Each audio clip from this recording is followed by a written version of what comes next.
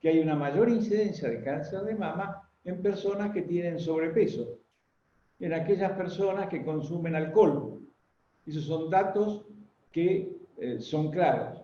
Es claro que toda mujer mayor de 50 años es una mujer que tiene mayor riesgo de tener cáncer de mama. Recordando que una de cada 8 mujeres va a tener cáncer de mama a lo largo de su vida. No debe asombrar el número, porque en realidad, si hablamos de cáncer en general, 1 de cada 2 hombres va a tener cáncer en algún momento de su vida. Y 1 de cada 3 mujeres va a tener cáncer a lo largo de su vida. Como ven, el cáncer, más allá del coronavirus, es una enfermedad muy frecuente y que uno tiene que tomar en cuenta.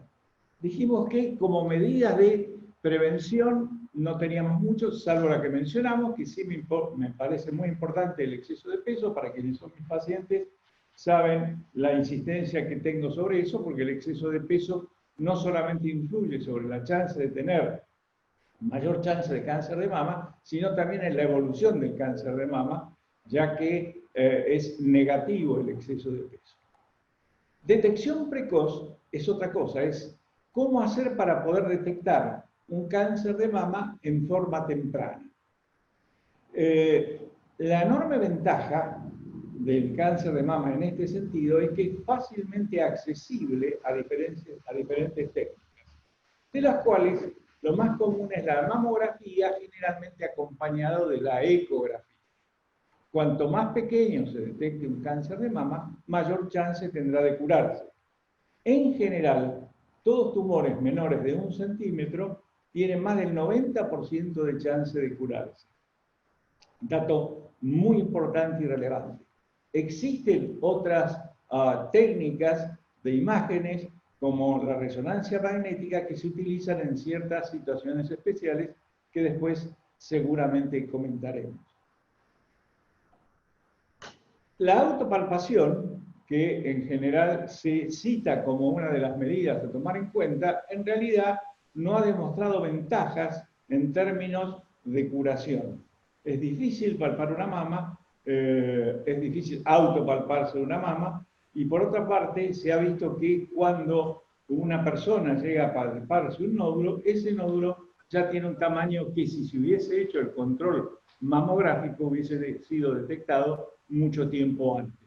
Por eso suelo decir habitualmente que el autopalparse la mama es para recordarse de que uno tiene que hacerse la mamografía. ¿Cada cuánto se hace el estudio mamográfico y ecográfico? En nuestro medio, habitualmente, a partir de los 50 años, se hace en forma anual. En otros países se hace cada 2 años, de lo cual uno puede decir, bueno, por lo menos debe hacerse una mamografía cada 2 años. Nosotros insistimos con la mamografía anual. Esa mamografía, que yo mencionaba a partir de los 50 años, es discutible en algunos lugares, y últimos trabajos muestran que haciendo el control mamográfico a partir de los 40 años, o sea, ese lapso entre 40 y 50, disminuye la mortalidad por cáncer de mama. De forma tal que uno toma en cuenta otros factores que dependen de la densidad de la mama. Lo que sí es claro que en mujeres jóvenes la ecografía tiene mucha importancia, porque en general las mamas de las mujeres jóvenes son mamas densas que mamográficamente no son tan sencillos de ver, nódulos pequeños, y sí a través de la ecografía. Esa es la etapa de detección precoz, la importancia entonces de los estudios de control. Luego de la detección, de detectado un tumor, sigue la etapa de diagnóstico primero y tratamiento después. La etapa de diagnóstico, habitualmente, el diagnóstico se hace a través de una punción. Esa punción, que a veces, si hay ganglios palpables, tiene que ver con, se puede acompañar no solamente de la punción de la mama, sino del ganglio también, y posteriormente, obtenido el diagnóstico, va a la cirugía. Habitualmente, la cirugía hoy día comprende la extirpación del tumor y el tejido circundante, lo que llamamos tumorectomía o cuadrantectomía, que, a diferencia de lo que se hacía antes, de sacar todos los ganglios de la axila, hoy día se hace una técnica que se denomina del ganglio centinela, el cual se inyecta un colorante o una sustancia radioactiva alrededor del pezón y se detecta el ganglio que primero recibe todo lo que viene de la mama. El estudio de ese ganglio centinela nos va a decir si es positivo o negativo. En ese sentido, es importante también saber que existen diferentes tipos de cáncer de mama. No todos son iguales. Groseramente, para que ustedes puedan entenderlo, existen los tumores que se llaman hormonodependientes, que son aquellos que tienen receptores hormonales, y aquellos que no tienen receptores hormonales. En general, los tumores con receptores hormonales positivos tienen, primero, la ventaja del tratamiento hormonal y, en segundo lugar, una mejor evolución y mayor tasa de curación que los que tienen receptores negativos. También existe otro elemento denominado HER2, que es una sobreexpresión de una proteína sobre la membrana celular, para que de esa manera dividimos a los tumores en HER2 positivo o HER2 negativo. Los HER2 positivos son tumores mucho más agresivos, pero uno de los grandes adelantos en el tratamiento del cáncer de mama fue el desarrollo de los denominados sustancias anti-ER, que son anticuerpos monoclonales, que han hecho que esa variedad de cáncer de mama, que antes era muy agresivo, hoy día, a pesar de esa agresividad, tienen una alta tasa de curación merced al uso de estos anticuerpos monoclonales. Quedaría una tercera, entre las muchas variantes de cáncer de mama, que es el tumor de mayor riesgo, que es el que se denomina triple negativo, en el cual tanto los receptores hormonales como el HER2 es negativo. En esos casos son tumores que crecen muy rápido. Por eso es importante, vuelvo a repetir, lo del control con mamografía y demás, porque esos son tumores que a veces se presentan entre una mamografía y otra, y en ese lapso el tumor crece. Entonces, si uno lo hace cada año, nunca el tumor va a ser muy grande. Por el contrario, si no se hace anualmente la mamografía, ese tumor puede llegar a tener gran tamaño y son tumores que rápidamente salen de la mama. ¿Qué pasa cuando un tumor sale de la mama? Cuando el tumor sale de la mama, lo primero que compromete habitualmente es el ganglio axilar. Por eso se estudia con el ganglio centinela si ese ganglio axilar está comprometido sí o no. Más allá de los ganglios, posteriormente va hacia otros órganos, los huesos u otros órganos. Una vez que se realiza la cirugía, el médico tiene en sus manos los distintos factores que nos van a señalar cuál es el tratamiento más adecuado. Supongamos que en una mujer tiene el tumor de mama, el ganglio centinela era negativo y ese tumor de mama era chico, bueno, tiene solamente la cirugía, siempre acompañado, la tumorectomía me refiero, siempre acompañado por la radioterapia posterior y en esos casos, más tratamiento hormonal, ese es el tratamiento habitual para gran parte de las mujeres con cáncer de mama. A veces sucede que por el tamaño del tumor no sea factible solamente extirpar el tumor y uno tenga que llegar a la mastectomía, o sea, sacar la mama. Y también en el caso de compromiso axilar, eventualmente también sacar los ganglios de la axila, que es lo que generalmente se hacía muchos años atrás, casi rutinariamente, independientemente del tipo de tumor o de lo que uno encontrase. Hoy día está restringida para esa situación. Una vez que está efectuada la cirugía y en función de los hallazgos, uno entonces define si ese paciente va a hacer un tratamiento hormonal o si va a hacer un tratamiento quimioterápico. El temor de la quimioterapia, en este caso la quimioterapia tiene un rol curativo. esto es, suma a la cirugía y a la radiación, se suma la quimioterapia y posteriormente la hormonoterapia, si fueran receptores hormonales positivos, tienen un rol curativo. Diferente a cuando se trata una paciente con cáncer de mama que ya salió de la mama, lo que llamamos cáncer de mama metastásico. En ese caso, todavía hoy día, el cáncer de mama metastásico no lo podemos curar del todo. Podemos tratarlo, podemos lograr que vaya en marcha hacia atrás, podemos hacer que la paciente viva muchos años con ese cáncer de mama, a través de los distintos tratamientos que se pueden ir estableciendo, y lo llamamos entonces como enfermedad crónica de la mama, pero teniendo en cuenta que hoy no la podemos curar, pero no sabemos qué pasa el año que viene, dentro de 2 años o 3 años. Y esto no es simplemente zaraza, como se diría hoy día, sino que en realidad es realmente así, porque constantemente están apareciendo nuevos medicamentos en cáncer de mama que realmente apuntan a que la situación sea diferente en poco tiempo más, por lo menos para algunos de los tipos de tumores que tratamos. Posteriormente al tratamiento, la paciente sigue en control, ese es un control rutinario. En nuestro caso, salvo en la primera etapa y dependiendo las características del cáncer de mama, la paciente tiene estudios de base como ser la tomografía o el cintilograma óseo, pero posteriormente, por lo menos nuestra tesitura, en los controles habituales, salvo que haya algún síntoma o algún signo cuando uno revisa a la paciente, no solemos pedir esas determinaciones en forma habitual. Porque en realidad el diagnóstico precoz de una metástasis no cambia demasiado la situación de la paciente. Estoy hablando de diagnóstico precoz de la metástasis, no del tumor primario. Ahí es donde se juega lo importante. Existen situaciones especiales en las cuales algunas de las cosas que he dicho cambian un poco.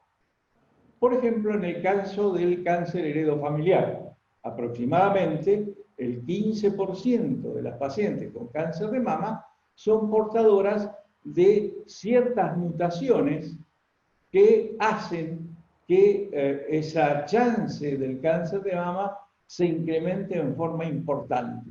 Una de las más conocidas, las que nosotros las conocemos y determinamos con el nombre de BRCA, BRCA1, BRCA2, que son de las mutaciones más frecuentes. Por supuesto existen otras, pero estas son las 2 más frecuentes. En ese caso, el tratamiento ya cambia, porque la cirugía seguramente va a hacer que se haga una mastectomía más que una tumorectomía, se discutirá en ese momento la conveniencia o no qué hacer con la otra mama, qué hacer con respecto a los ovarios, que también en este tipo de mutaciones se generan cánceres de ovario. Para eso existe algo que se llama asesoramiento genético y es lo que uno hace con una paciente en la cual tiene antecedentes familiares y que hacen pensar o por la edad, porque en general estos tumores habitualmente se presentan en mujeres jóvenes, o por la edad, decía, uno envía a la paciente a la consulta con la persona que hace la parte de asesoría genética, la cual le va a informar de todas las posibilidades y chances de realizar. Extendámonos un poquitito más en otros aspectos. Desde mi punto de vista, yo creo que toda paciente portadora de un cáncer, diría, pero particularmente de cáncer de mama, debe tener un asesoramiento psicológico. Me parece muy importante porque no solamente es la cirugía de la mama, el temor del cáncer y demás, sino es el efecto de los tratamientos secundarios, como en el caso de la quimioterapia, cuando el mismo produce alopecia, o sea, caída del pelo. Con lo cual hay una agresión hacia la figura femenina muy importante.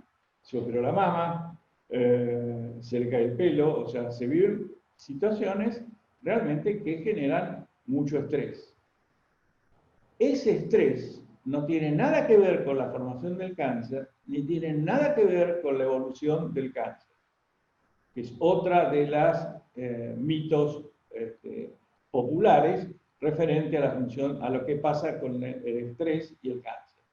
En realidad importa la calidad de vida que uno tiene. Si la vive con estrés, tiene una mala calidad de vida. Si no tiene ese estrés, va a tener una mejor calidad de vida. De ahí que mi recomendación firme referente hacia el asesoramiento psicológico. Creo que cubrimos ya 20 minutos y me parecería importante pasar a las preguntas. Perdón, con respecto a las preguntas, Gabriela antes mencionó al doctor Albano Blanco, al cual ustedes le van a tener que echar la culpa de que no me haya preguntado lo que ustedes mandaron, porque él va a seleccionar las preguntas que me va a hacer. Recuerden, Albano Blanco, no se lo olviden.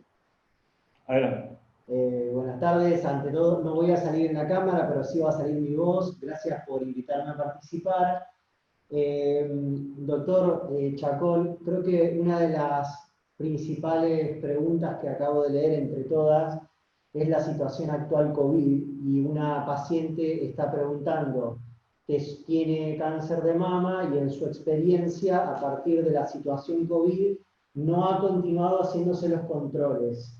¿Cuál es su recomendación en la actualidad en aquellos pacientes que no tienen cáncer y sus controles habituales, y aquellas con diagnóstico y la evolución en este momento? Sí, uno de los efectos secundarios del coronavirus serios desde nuestro punto de vista ha sido casualmente el error de no efectuar los controles que corresponden, por lo menos en cuanto a cáncer, ya que, como mencioné antes, es muy importante respetar esos lapsos en los cuales cada uno debe hacerse una mamografía y la ecografía, de la misma manera que otro tipo de estudios. Entre otros, y quiero mencionarlo porque vale la pena, si bien esto no es cáncer de colon, pero cuando yo hablé que cáncer de mama estaba en quinto lugar, si uno hacía referencia a la mortalidad, cáncer de colon en la mujer está en segundo lugar como causa de muerte. Y el cáncer de colon también tiene la enorme ventaja que a través de estudios, la colonoscopía o el colon por enema, uno puede hacer detección de lesiones benignas que pueden ser extirpadas o lesiones malignas en su inicio y que son altamente curables. Volviendo a eso, nosotros no aconsejamos a los pacientes hacer todos los controles. Ustedes corren mucho más riesgo en un supermercado que entrando en una institución que tenga los cuidados necesarios, por supuesto, con respecto al coronavirus, de forma tal que no hay ninguna razón para dilatar o posponer el estudio. Sí tenemos muchos ejemplos de pacientes que posponer los estudios realmente tienen en este momento un tumor mucho más grande y de mayor seriedad para el futuro que en aquellos que no se hicieron por no haberse hecho los controles. Otra de las preguntas que hay en el chat es, en la charla, doctor, usted hizo un recorrido desde el diagnóstico, la prevención, hasta incluso cuáles son los mitos del cáncer de mama, ¿no? Mitos y verdades. Una de las preguntas es, en poblaciones más jóvenes, usted hablaba de mamografía y ecografía aproximadamente a partir de los 50 años, ¿hay algún escenario donde las mujeres tengan que hacerse controles más tempranamente? Sí. Como mencionaba antes, en aquellos que tienen antecedentes heredofamiliares, por supuesto, en ese caso los controles comienzan a edades tempranas, suponiendo que haya tenido el antecedente de la madre o una tía materna o aún paterna con cáncer de mama,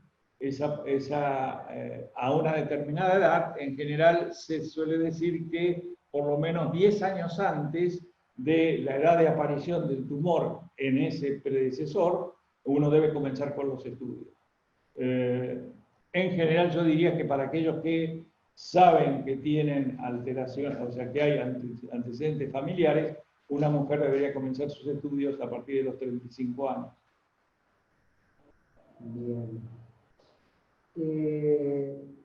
Sin hacer mención a consultas particulares puntualmente, otras de las preguntas, hablando también de poblaciones especiales, ¿qué pasa con aquellas mujeres jóvenes que han tenido cáncer de mama y que tienen deseo de fertilidad y embarazo posterior al cáncer de mama?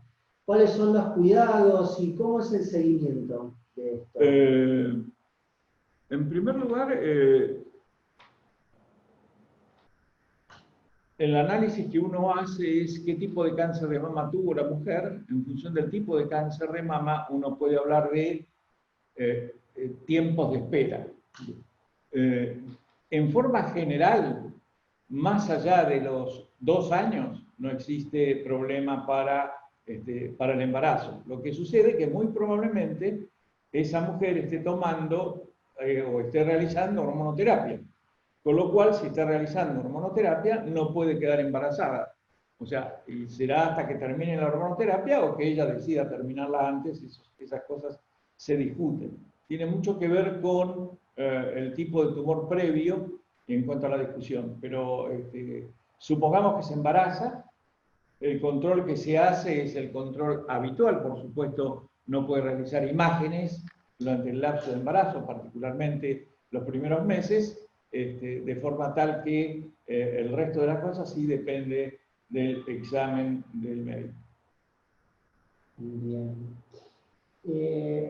Siguiendo con poblaciones especiales y hablando del control, y decíamos la importancia de los controles posteriores a un diagnóstico de cáncer de mama localizada.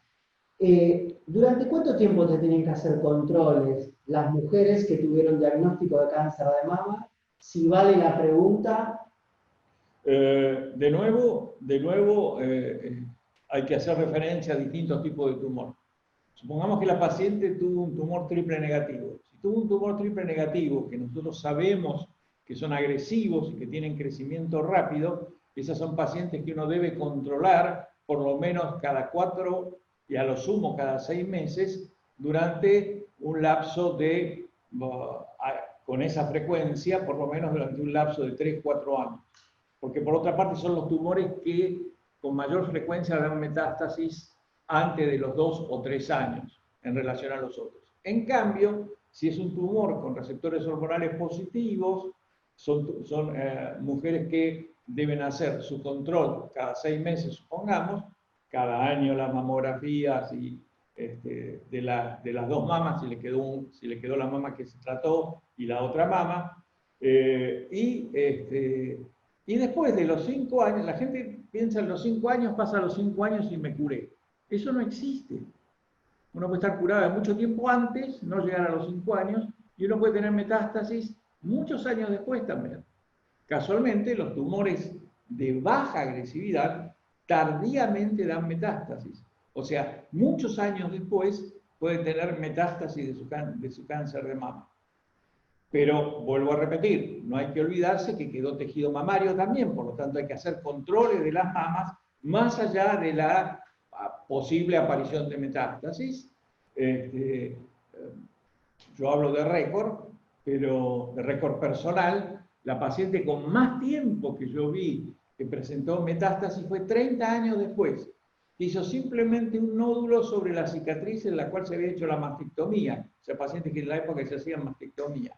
Por supuesto que se le extirpó el nódulo y no pasó más nada. Y la mujer se murió muchos años después de otra cosa que no tenía nada que ver con el cáncer. O sea que lo que uno no puede estar es pensando en la posibilidad de que le van a aparecer metástasis. Piensen que también tiene, si se ponen a pensar, piensen que tiene más chance de tener otro cáncer, si nos referimos al tema cáncer. De forma tal que uno no vive pensando de esa manera, o viviendo pensando de esa manera.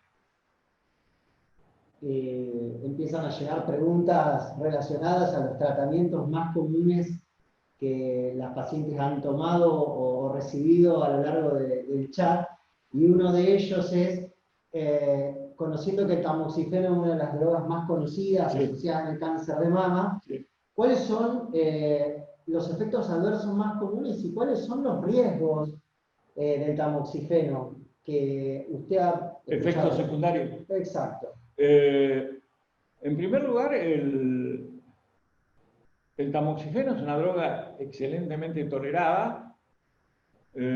Habitualmente las pacientes ganan peso y le echan la culpa al tamoxifeno. Y en realidad uno engorda por comer, no por el tamoxifeno. Digo todo eso para que, si alguno de los que está viendo me lo debe haber escuchado personalmente,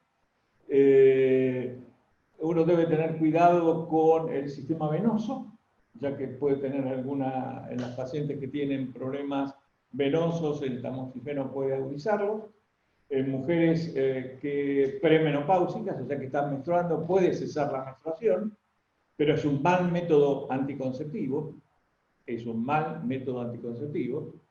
Esto es que hay que tener cuidado, a pesar de que uno esté tomando tamoxifeno y piensa que como no está menstruando, por ahí igual ovula. Y entonces uno debe tener cuidado. No, por otro lado, el tamoxifeno sí tiene otras acciones favorables, no solo por el cáncer que la mujer tuvo, sino que disminuye en un 50% la chance de un nuevo cáncer de mama. No solo eso, ayuda también a disminuir la descalcificación propia de la edad. Ayuda a disminuir la descalcificación. Y el pelo no lo hace crecer, pero bueno. Bien, acá una de las preguntas, más que una pregunta, es una aseveración, si podemos hablar sobre todo el cáncer de mama en relación a los hombres. Sí. Y qué datos tenemos de cáncer de mama en hombre y respecto a... Por cada 100 casos de cáncer de mama en la mujer aparece uno en el hombre.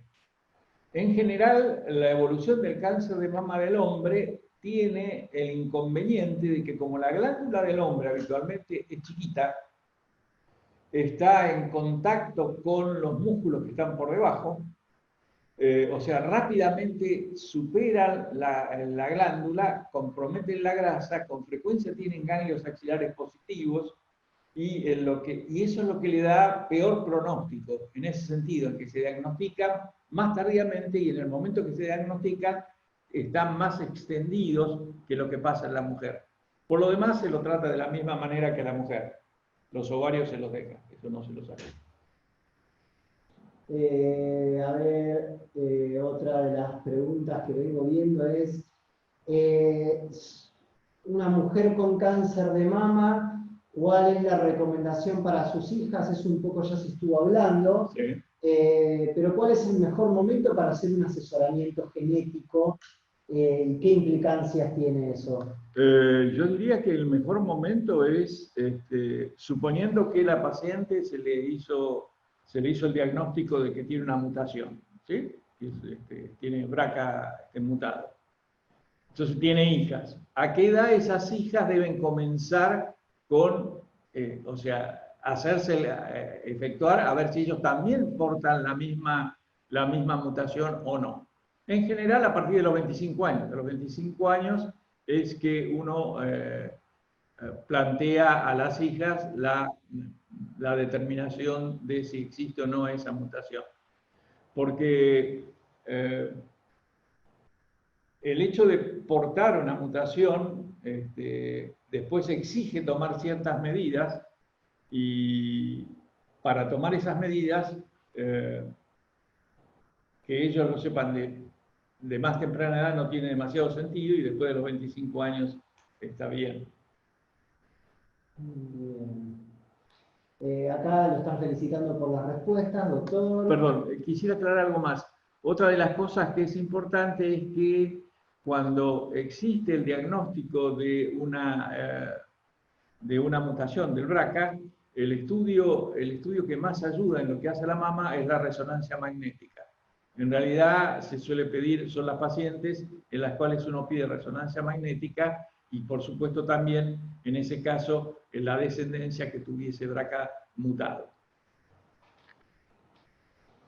Bueno, le agradecen por las respuestas.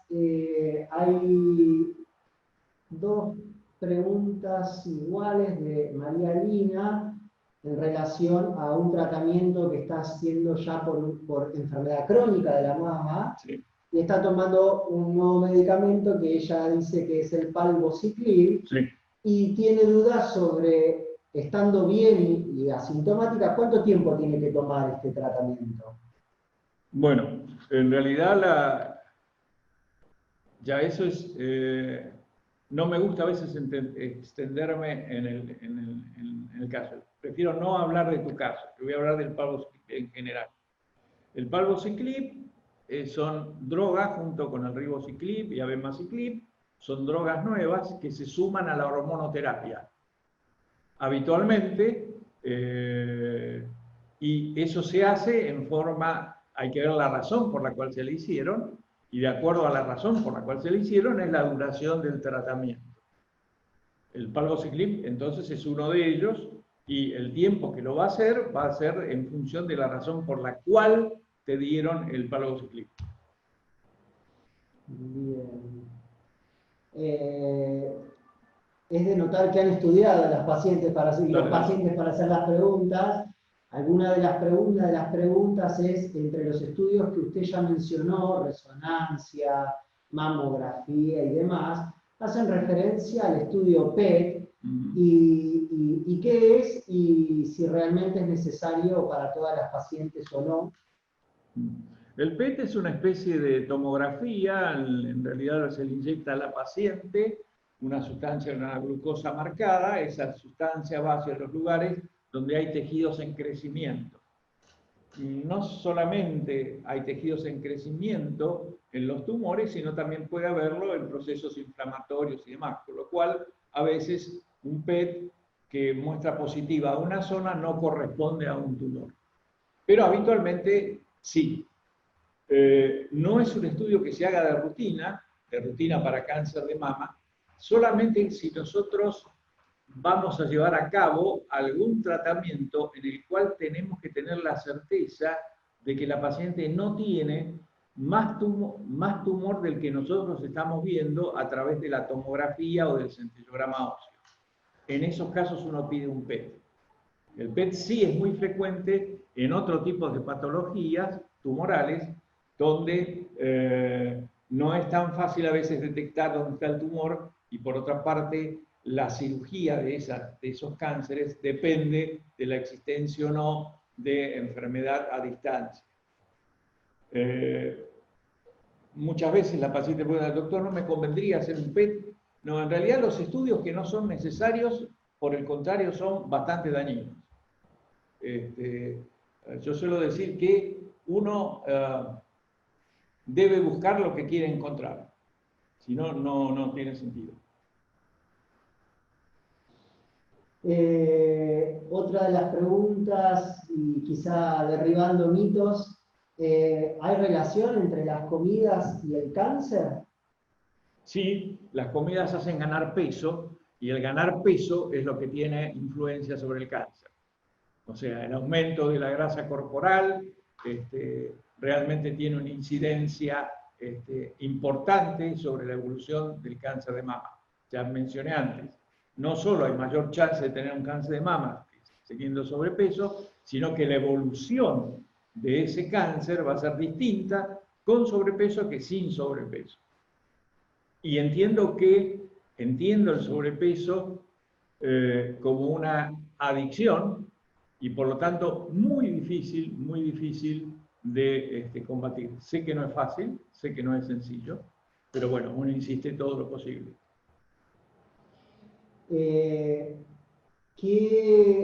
Varias preguntas están orientadas a los tratamientos en el cáncer de mama y seguramente el cáncer en general. ¿Qué es la inmunoterapia y cuáles serían? Sí, yo hablé antes de la hormonoterapia, hablé de la quimioterapia, y hoy día en cáncer de mama se ha sumado la inmunoterapia para ciertos tipos de tumores. Cuando yo mencioné que cuando uno habla de enfermedad crónica, porque hoy no lo podemos curar el cáncer, pero no sabemos qué pasa dentro de 1 año, 2 años y 3 años, y yo les mencioné que las cosas van muy rápido. El agregado de inmunoterapia a cáncer de mama para ciertos tipos de cáncer de mama, particularmente en este caso el triple negativo por ahora, ha cambiado en cierta forma la evolución del cáncer de mama. O sea que la inmunoterapia se ha sumado como elemento para tratamiento. No solamente inmunoterapia, están los que se denominan inmunoconjugados también, que son otras drogas, particularmente para los HER2 positivos, que realmente han cambiado la situación del cáncer de mama HER2 positivo. Mucho más que ya lo había cambiado los anti-HER comunes. Bien. Otra de las preguntas que iba leyendo en el chat hace referencia a ¿cuál es el primer contacto que tienen que tener las mujeres o a qué médico tienen que recurrir para empezar a hacer sus controles las mujeres? ¿Médicos clínicos? Al mastólogo. Mastólogo. Mastólogo. El médico clínico no revisa las mamas. Es más, habitualmente no le hace sacar el corpiño a las mujeres. En general, hablo. Revisar una mama no es fácil. No es fácil. Y creo que tiene que ser el mastólogo, es el primero, el primer, no el ginecólogo. Estoy hablando del mastólogo, que puede ser ginecólogo también, ¿no? Pero no es el ginecólogo. ¿No? La mujer tiene un cierto afecto por el obstetra, porque tiene su contacto desde que dio lugar al nacimiento de sus hijos. Entonces va a consultar al obstetra. No, tiene que ir al mastólogo. El mastólogo es el que tiene que verla, porque sí sabe revisar. Y lo que es muy importante, sabe también evaluar las imágenes. Y no se vale solamente del informe que viene del lugar donde se hizo la mamografía. Otro dato importante, que eso no solamente es válido para el caso de la mamografía, sino para cualquiera de las imágenes, que los médicos que miren las imágenes no se guíen solo por el informe, sino que sepan mirar esas imágenes.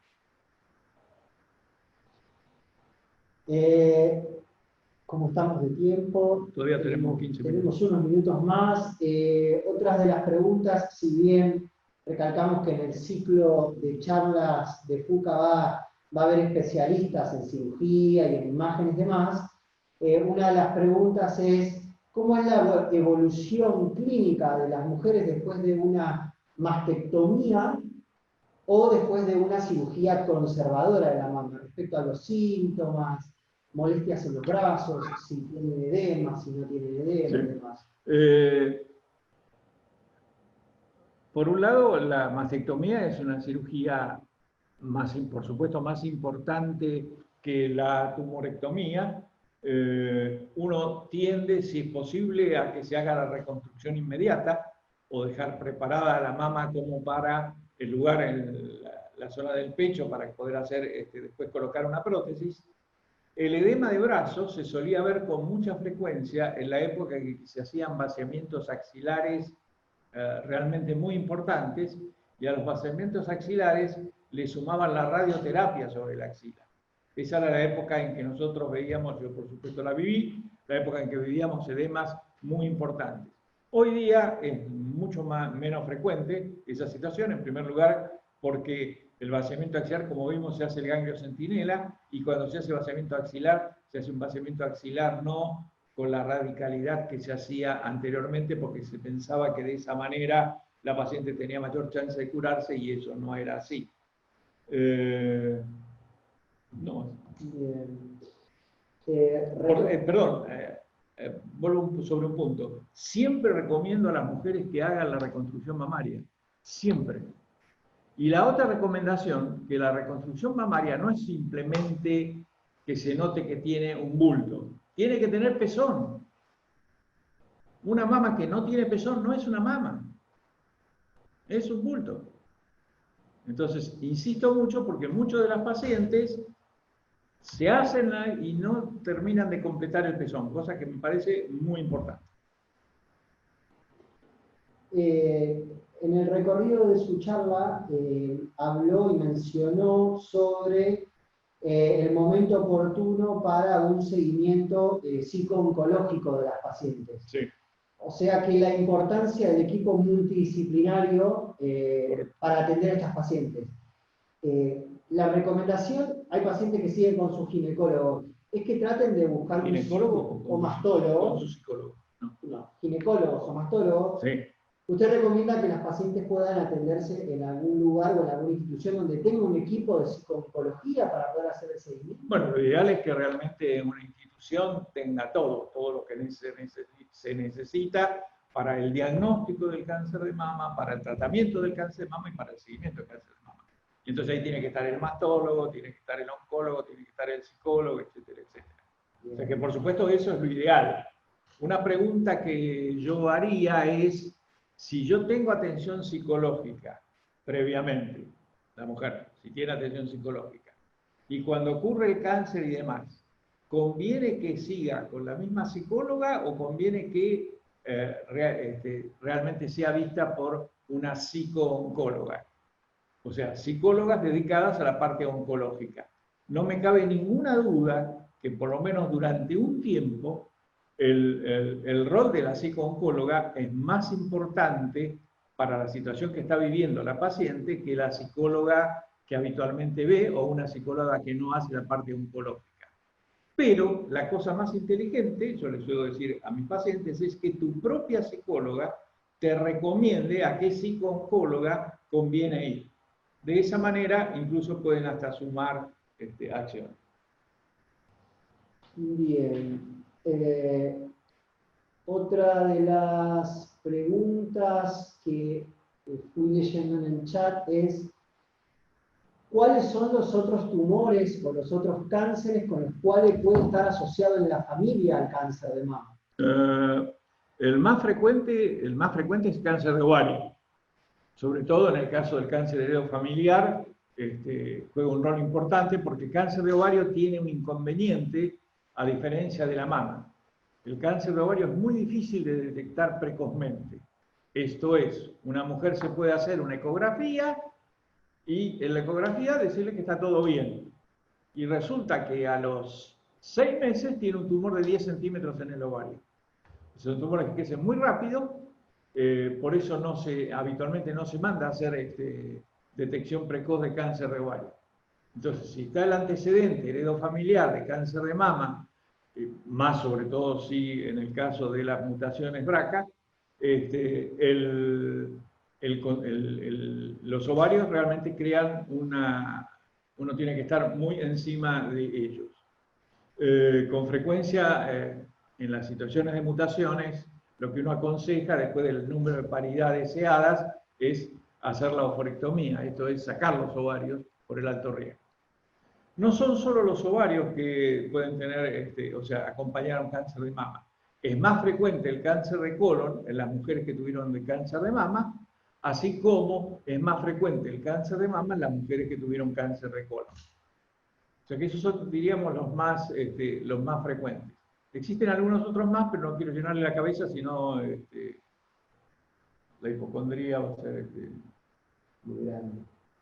Se repitió varias veces, hay varias preguntas de pacientes que después de haber tomado durante un tiempo el tamoxifeno, le indicaron anastrozol o letrozol y tienen síntomas por esta nueva medicación y se preguntan por qué no volver a tomar tamoxifeno, que son obviamente cuestiones, digamos, que seguramente dependerán de esa situación, sí. Pero ¿cuál es esa dificultad? En el tratamiento, en la hormonoterapia, está claro que lo que se llaman inhibidores de aromatasa, que son el letrozol, anastrozol, el hexamestana, tienen mayor eficacia en las mujeres posmenopáusicas que el tamoxifeno. En las mujeres premenopáusicas, la sugerencia es el tamoxifeno, o bien para hacer estos otros, tiene que primero anular la función ovárica. Eso se puede anular a través de una inyección que se da mensual. Para aquellas mujeres en las cuales el problema, así como hablé de cosas favorables del tamoxifeno, en el caso de los otros, de los inhibidores de aromatasa, anastrozol, letrozol, etcétera, tienen algunos inconvenientes. Primero son los dolores articulares, que en algunas mujeres son muy importantes. Lo otro es que incrementa la osteoporosis, con lo cual tienen que hacer control, hacer la densitometría ósea para ver que, o sea, si uno ve que la paciente que está tomando un inhibidor de aromatasa tiene problemas, por supuesto pasa al tamoxifeno de nuevo. No hay ninguna duda. O sea, nunca una medicación que ustedes están tomando en forma profiláctica, preventiva, porque por ahí ni siquiera la necesitan, sino que es profiláctico, porque sabemos que en 100 mujeres es mejor que hacerlo, pero quizás ella no lo necesite. Entonces, jamás una medicación que es profiláctica puede dar un efecto secundario. O sea, si da un efecto secundario, que se acaba.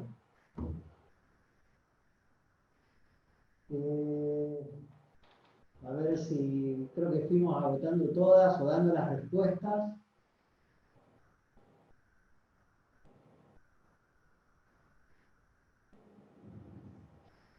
A ver, la última.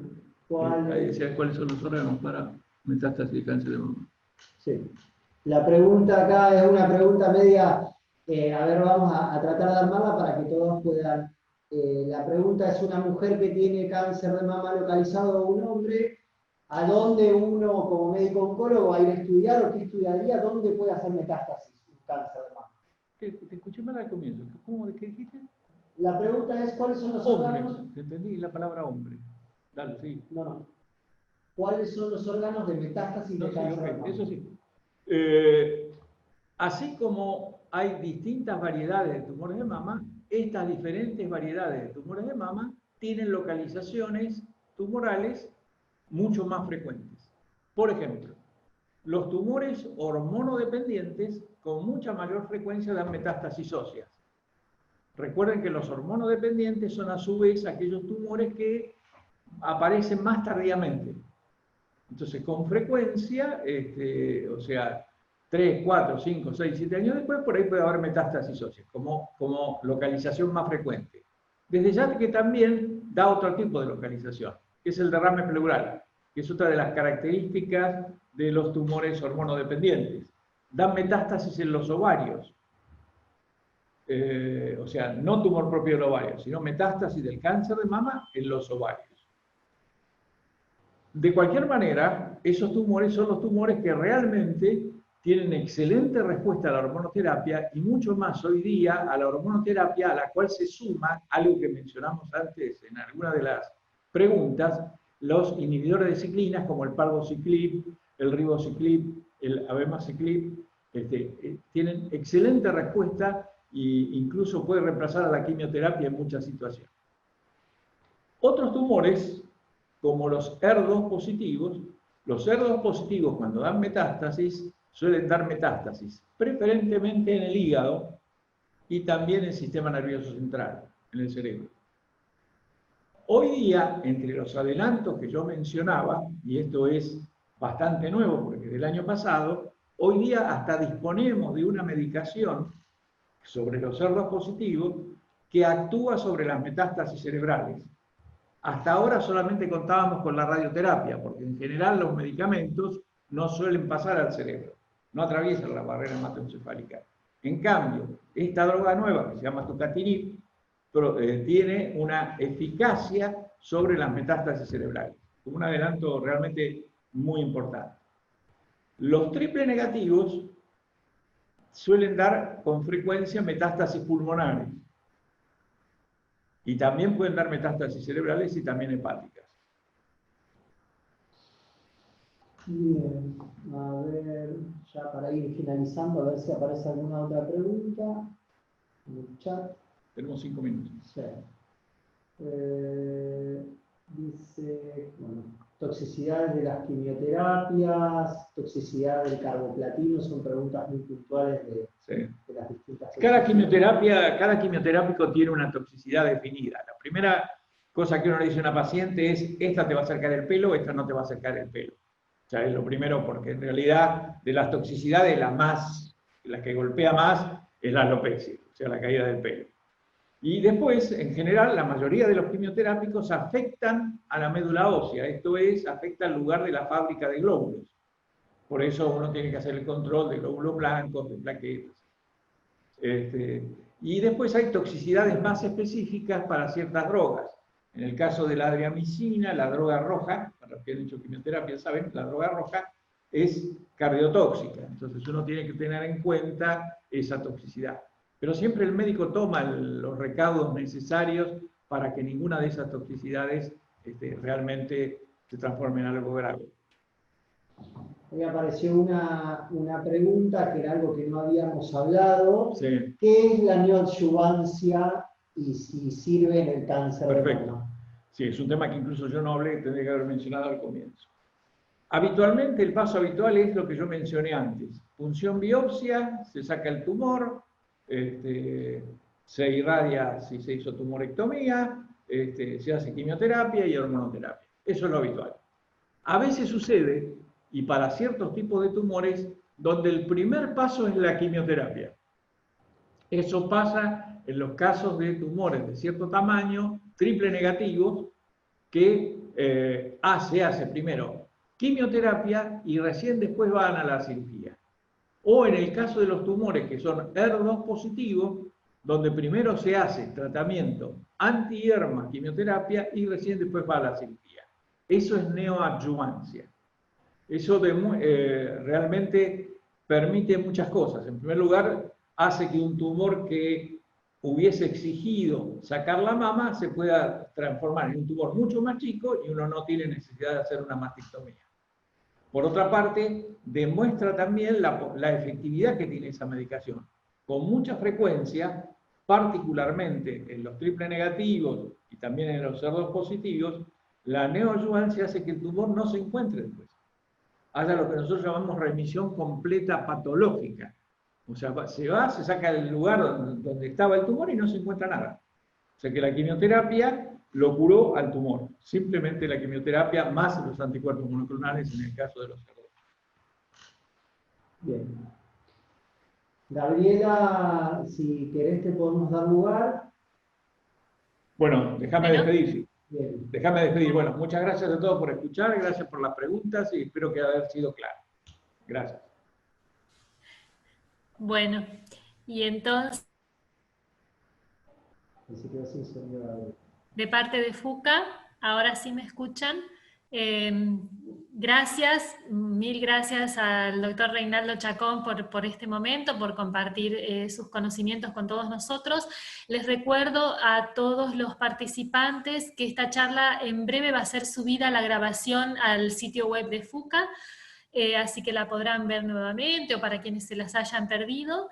El próximo 6 de octubre tenemos la próxima charla que va a ser muy especial para las pacientes jóvenes sobre embarazo, preservación de la fertilidad. Y bueno, nuevamente gracias a todos, los invito a seguirnos en las redes sociales, el Facebook de FUCA, FUCA83, el Instagram, Fundación-FUCA, y me pongo el barbijo y le devuelvo el consultorio al doctor Chacón. Saludos a todos, muchas gracias por acompañarnos.